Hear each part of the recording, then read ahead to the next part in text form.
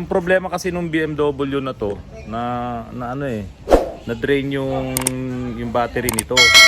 Na drain. So ngayon, nung na drain yung battery, na unprogram yung mismong susi.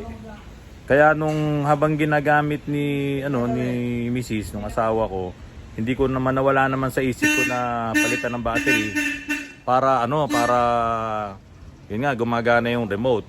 Kaso para i-program mo to, kailangan nakapasok doon sa mismong ignition.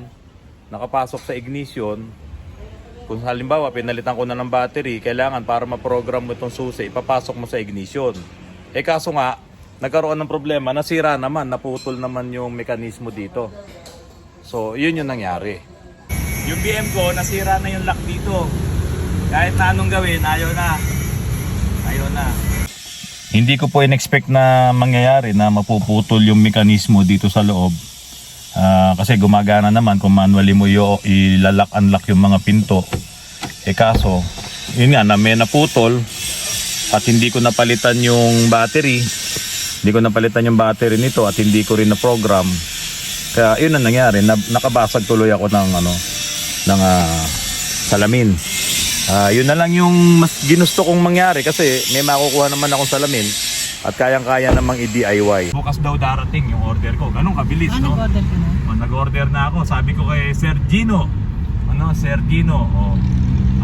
Maraming salamat sa'yo. Kung hindi kita natawagan, hindi ako magdidesisyon. Kasi baka wala nga ako makuhang salamin. So yun, Sir Gino, maraming salamat ha. So yun yung lesson.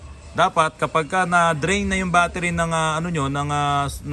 susian ng sasakyan nyo, ipagawa nyo kagad kasi pwedeng mangyari at maulit sa inyo itong nangyari mismo sa akin. So okay na to, tignan nyo ha. Maano na to. Okay, bumubukas na. Tapos sara. Kanina hindi talaga gumagana. May problema talaga. So ngayon okay na, na-program ko na mismo tong susi doon sa loob, nakabili ako ng battery. Pero yun nga lang, wala na, basag na yung salamin ko. So ayan, ipalilinis ko pa lahat yan mamaya. Ayan yung mga nabasag. So ano po, yun ang lesson kapag ka nasira yung battery ng inyong keyless entry, yung susi. Nasira yung battery nito. Kasi yung keyless, yung i-remote mo, nasira na yon, magkakaroon kayo ng problema kapag ganito yung nangyari. Yung pag-program po kasi ng susi ng BMW, napakasimple, hindi katulad ng mga ibang sasakyan. No? Ito, isususi mo lang, i-on mo, tatanggalin mo, tapos pipindutin mo to, nang nakapress ka, taka pipindot ng 1, 2, 3. So habang nakapindot ka rito, yung isang kamay mo pipindot ng 1, 2, 3. Yun, okay na yun. So ito po, okay na po ito. Nakaprogram na po ito. Ayan tumutunog na po siya. Kaya kung makikita nyo yung lock na yun. Ayan So ganun lang po. Napakasimple po na i-program ng susi ng BMW. Yun nga lang, nawala po sa isip ko na hindi ko ina-expect na mangyayari. Kaya ko po isineshare sa inyo.